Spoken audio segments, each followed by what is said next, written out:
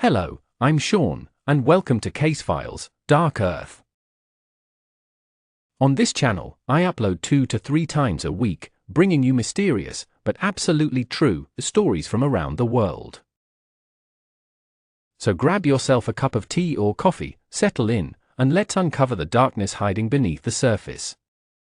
In 1975, Cleveland police arrested Ricky Jackson for a murder he did not commit. There was no DNA. No weapon. No fingerprints. No physical evidence tying him to the crime. The entire case rested on the testimony of a single witness, a 12-year-old boy named Eddie Vernon. That boy had not seen the crime happen. What he gave police was not a memory. It was a story shaped under pressure. Years later, Vernon admitted the truth under oath.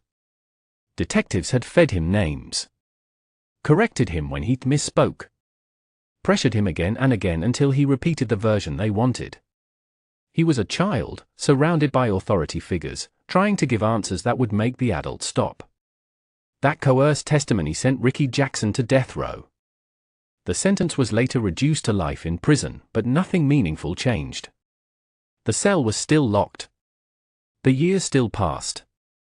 His youth disappeared behind concrete walls and steel doors. While the world outside moved forward, new music, new technology, new generations, Ricky's life stayed frozen in time. His family aged without him. Parents grew old. Loved ones died. Birthdays, holidays, ordinary moments, gone. He entered prison as a young man and watched decades slip away one count at a time. In 2014, nearly 4 decades later, the witness finally recanted publicly and formally. He testified that his original statement was false, the product of police manipulation. The conviction collapsed. After 39 years in prison, Ricky Jackson walked free, an innocent man. It remains the longest wrongful incarceration in U.S. history overturned by a court. He was awarded approximately $2.9 million in compensation, a figure that sounds large until you divide it by nearly 4 decades of stolen life. No amount could return the years that were taken. No settlement could give back time with family, the chance to build a career, or the simple freedom of choosing where to go each day. What followed surprised many people. Ricky Jackson did not emerge seeking revenge. He chose purpose. After his release, he became a speaker, an advocate, and a voice for those still trapped in cells for crimes they did not commit.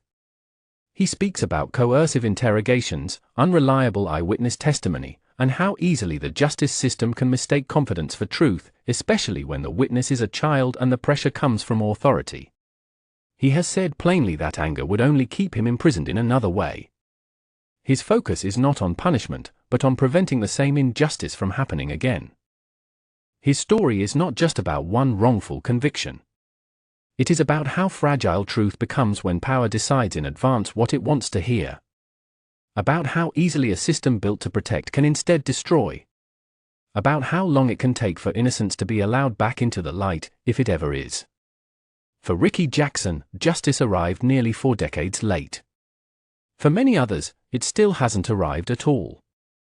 If this story held your attention, consider liking, sharing, and subscribing. Hit the bell icon to be notified when the next case is uncovered.